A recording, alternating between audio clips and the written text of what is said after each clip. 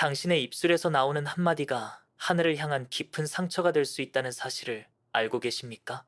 당신이 아무렇지 않게 던진 말 한마디가 성령님을 슬프게 하고 당신의 영혼을 메마르게 할 수 있다는 것을 아십니까? 에베소서 4장 29절은 무릇 더러운 말은 입 밖에도 내지 말고 덕을 세우는 데 소용되는 대로 선한 말을 하라고 명령합니다. 그러나 우리는 얼마나 자주 자신의 감정에 휩쓸려 사람을 정죄하고 불평하며 스스로를 높이는 말을 내뱉습니까? 당신이 분노 속에서 내뱉는 말은 칼보다 날카로워서 다른 사람의 마음뿐 아니라 성령님의 마음을 찌릅니다. 불평과 원망이 습관이 되면 당신의 입술은 더 이상 감사와 찬양을 담지 못하고 어둡고 부정적인 기운으로 가득 차게 됩니다. 야고보서 3장은 혀를 온몸을 더럽히고 생의 바퀴를 불사르는 불이라 경고합니다. 당신이 대수롭지 않게 생각한 농담 하나, 비아냥 하나가 사실은 성령의 임재를 멀어지게 하는 독이 될 수 있습니다. 당신이 하나님의 자녀라면 말의 무게를 가볍게 여기지 마십시오. 말은 단순한 소리가 아니라 영적 영역을 흔드는 권세를 가집니다. 잠언 18장 21절은 생사와 사는 혀의 권세에 달려 있다고 말합니다.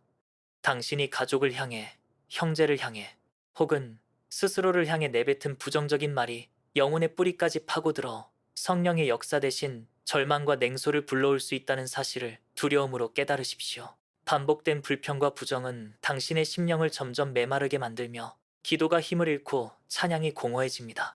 하나님의 응답이 멀리 느껴질 때, 예배가 공허하고 기도가 막힌 듯할 때, 그 배경에는 당신이 무심히 흘려보낸 말들이 자리하고 있을 수 있습니다. 하나님은 당신의 언어를 들으십니다. 당신이 내뱉은 말이 곧 당신의 내면을 드러내고 그 말이 성령의 마음을 아프게 할 수 있다는 사실을 잊지 마십시오. 또한 조롱과 비난은 영혼의 독이 됩니다. 누군가를 향해 날린 한마디가 상대를 무너뜨릴 뿐 아니라 당신 안의 사랑과 온유를 파괴합니다. 네 이웃을 네 몸과 같이 사랑하라는 예수님의 명령은 단지 행동에만 해당되는 것이 아니라 말에도 그대로 적용됩니다. 당신이 비아냥과 조롱으로 타인을 평가하고 깎아내릴 때 성령은 슬픔을 느끼십니다. 왜냐하면 그분은 사랑과 진리의 영이시기 때문입니다. 당신의 입술에서 사랑이 아닌 미움이, 용서가 아닌 정죄가 흘러나올 때 그분은 당신 안에서 침묵하시며 거리를 두십니다. 그 침묵은 곧 당신이 영적 권능을 잃고 예배의 감동이 사라지고 기도의 불이 꺼지는 것으로 이어집니다. 불평 또한 성령을 근심케 하는 강력한 도구입니다. 광야를 지나던 이스라엘 백성이 하나님을 향해 끊임없이 원망하고 불평했을 때 그들은 결국 약속의 땅에 들어가지 못했습니다.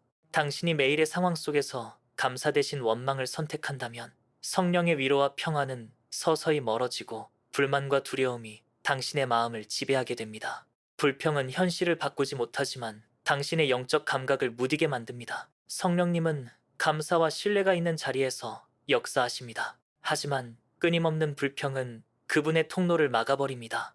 또 하나, 자기 자신을 향한 부정적인 선언도 위험합니다. 나는 안 돼.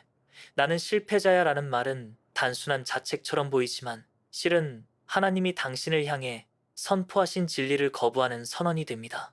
하나님은 너는 내 아들이라, 내 딸이라, 내가 너를 지명하여 불렀나니 너는 내 것이라 하십니다. 그러나 당신이 스스로를 무가치하게 만들고 정죄하는 말을 반복하면 그 순간 성령께서 주시는 담대함과 확신이 무너지고 두려움과 수치가 그 자리를 대신하게 됩니다. 당신의 말이 기도의 문을 닫을 수도 있습니다. 입술에서 의심과 불신이 흘러나오면 믿음의 능력은 약화됩니다. 예수님은 마가복음 11장 24절에서 무엇이든지 기도하고 구하는 것은 받은 줄로 믿으라 하셨지만 당신이 기도 직후 곧바로 아무 일도 안 될 거야 라고 부정한다면 그 믿음의 고백은 스스로 무너뜨린 것이 됩니다. 성령님은 믿음의 고백과 함께 역사하시지 불신과 조롱 위에 머무르지 않으십니다. 이제 질문해 보십시오. 당신의 혀는 생명을 살리고 있습니까? 아니면 죽음의 씨를 심고 있습니까? 하루 동안 내뱉은 말들을 돌아보십시오.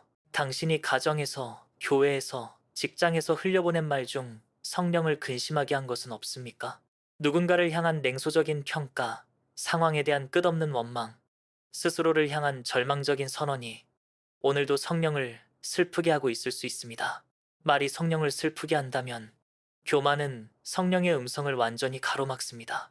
당신이 스스로 옳다고 확신하며 마음을 높일 때 하나님의 조용한 속삭임은 더 이상 들리지 않게 됩니다. 잠언은 교만은 패망의 선봉이라고 경고하고, 야고보서는 하나님이 교만한 자를 대적하시고 겸손한 자에게 은혜를 주신다고 말합니다. 그러나 우리는 종종 무의식적으로 자기에 사로잡혀 다른 사람을 판단하고 은근히 스스로를 의롭다 여깁니다. 당신이 기도 중에조차 자신의 결심과 의로움을 강조하며 은혜를 빌기보다 공로를 주장하고 있지는 않습니까? 하나님 앞에서조차 자신을 높이면 성령의 세밀한 감동은 들리지 않습니다. 왜냐하면 성령은 온유하고 겸손한 마음에 임하시기 때문입니다. 교만은 은밀하게 자랍니다. 당신이 은혜를 경험한 후 쉽게 빠지는 함정이 바로 나는 이제 충분히 성숙했다는 착각입니다. 과거에 받은 은혜와 경험을 근거로 타인을 향해 무심히 비판을 던질 때 성령의 빛은 서서히 희미해집니다. 바리새인들이 율법 지식과 종교적 열심으로 스스로를 높이다가 결국 진리이신 예수님을 거부했던 것처럼 오늘날도 당신이 자기 확신에 사로잡히면 성령의 음성보다 자신의 논리와 감정이 더 크게 들리게 됩니다. 교만은 자기 마음을 단단하게 굳히고 성령께서 주시는 회개와 깨달음을 막아냅니다. 회개가 멈추면 변화도 멈춥니다. 또한 자기인은 다른 사람의 죄를 확대하고 자신의 죄를 감춥니다. 당신이 타인을 향해 쉽게 정죄와 판단을 내리고 있다면 이미 성령의 부드러운 빛을 거부하고 있다는 신호일 수 있습니다. 예수님은 너희가 비판하는 그 비판으로 너희가 비판을 받을 것이라고 말씀하셨습니다. 하지만 교만한 마음은 끊임없이 비교하고 경쟁합니다. 누군가의 실수를 들춰내며 스스로를 안전지대에 놓아두려는 심리가 당신 안에서 작동하고 있을 때 성령님은 슬퍼하시며 그 자리에서 물러나십니다. 왜냐하면 그분은 사랑과 은혜의 영이시며 당신이 그 은혜를 흘려보내지 않을 때 강권적으로 머무르지 않기 때문입니다. 교만은 결국 하나님의 말씀을 왜곡시킵니다. 성령께서 깨닫게 하시는 진리는 온유한 마음으로만 들을 수 있지만 교만한 심령은 이미 자신이 옳다는 결론을 내려놓았기에 새로운 깨달음이 들어설 자리를 닫아버립니다. 말씀을 읽어도 남을 비판하거나 자기 의를 강화하는 도구로 변질시키게 됩니다. 이처럼 교만은 하나님의 음성을 가로막을 뿐 아니라 당신의 영혼을 서서히 메마르게 만듭니다. 어느새 기도는 형식이 되고 예배는 감동 없이 지나가며 말씀은 자기만의 논리로 재해석됩니다. 겉으로는 아무 일 없는 듯 보이지만 마음 깊은 곳에서 은밀히 즐기고 묵인하는 죄가 있다면 그것은 서서히 성령의 임재를 밀어내는 치명적인 틈이 됩니다. 죄는 처음엔 작은 균열처럼 시작되지만 곧 영혼 전체를 갉아먹어 하나님과의 친밀한 교제를 파괴합니다. 다윗이 간음과 살인을 숨긴 채 살던 시간 동안 시편에서 고백했듯이 그의 뼈가 쇠하고 영혼이 말라버렸습니다. 당신이 아무도 모르게 허용한 욕망, 은밀히 소비하는 음란, 말로는 회개한다고 하면서도 계속 붙들고 있는 분노와 탐욕이 바로 성령의 기쁨을 빼앗는 독입니다. 성령님은 거룩한 영이시며 죄와 타협하는 마음을 기뻐할 수 없습니다. 방종은 죄를 더욱 깊게 뿌리내리게 만듭니다. 처음에는 작은 허용으로 시작되지만 점점 자기 합리화가 뒤따르고 마침내 영적 민감함을 잃어버리게 됩니다. 죄가 일상이 되면 성령께서 보내시는 경고의 가책이 점점 작아집니다. 처음에는 죄책감이 있었던 행동도 반복되면 양심이 둔해지고 어느새 기도조차 부담이 되고 말씀은 불편한 책이 되어 멀리하게 됩니다. 그렇게 마음이 굳어질 때 성령의 세밀한 음성은 점점 들리지 않게 됩니다. 히브리서는 죄가 사람을 속여 마음을 완고하게 만든다고 경고합니다. 또한 은밀한 죄는 하나님 앞에서 당신의 담대함을 빼앗습니다. 겉으로는 신앙생활을 유지하지만 속으로 죄책감과 두려움이 당신의 기도를 약화시킵니다. 하나님께 나아가고 싶지만 죄가 드러날까 두려워 숨게 되고 그 순간부터 성령의 임재가 주는 자유와 평안은 멀어집니다. 아담이 범죄한 후 동산에서 숨어버렸던 것처럼 은밀한 죄는 당신을 하나님의 빛으로부터 숨게 만들고 결국 더 깊은 어둠으로 끌고 갑니다. 그 결과 기도할 힘이 사라지고 예배의 감격이 사라지고 하나님의 임재가 멀게 느껴지게 됩니다. 무엇보다 은밀한 죄는 거짓과 자기기만을 키웁니다. 사람 앞에서만 의로워 보이려 애쓰게 되고 진정한 회개 대신 이미지 관리에 집중하게 만듭니다.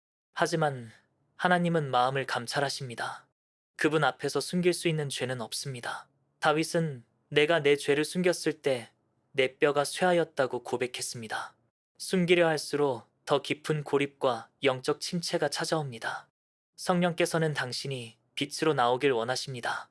어둠 속에 남아있을 때 그분은 강권하지 않으시고 조용히 문 밖에서 기다리십니다. 그러나 희망이 있습니다. 당신이 은밀한 죄를 끊고 빛 앞으로 나아갈 때 성령님은 다시 임하시며 치유와 회복을 부어주십니다. 요한일서는 우리가 죄를 자백하면 그는 미쁘시고 의로우사 우리 죄를 사하시고 모든 불의에서 깨끗하게 하신다고 말합니다. 회개는 단순한 감정적 후회가 아니라 죄를 하나님께 인정하고 삶의 방향을 돌이키는 것입니다. 방종에서 돌아서려면 용기가 필요하지만 그 순간 성령께서 새로운 힘을 주십니다. 더 이상 죄에 묶여 살지 않고 자유로워질 수 있습니다. 오늘 당신이 스스로에게 솔직해진다면 오랫동안 숨겨왔던 어두움이 드러나고 성령의 빛이 들어옵니다. 그 빛은 부끄럽게 만들지만 동시에 해방시킵니다. 그분은 당신을 정죄하기 위해 오신 것이 아니라 자유케 하시기 위해 오셨습니다. 은밀한 죄와 타협을 끊고 거룩을 향해 나아갈 때 잃었던 영적 민감함이 되살아나고 하나님의 임재가 다시 당신 안에서 살아납니다. 당신은 다시 담대하게 기도할 수 있고 예배 속에서 하나님의 숨결을 느낄 수 있을 것입니다. 오늘 그 결단을 미루지 마십시오. 성령님은 지금도 당신의 마음 문을 두드리고 계십니다.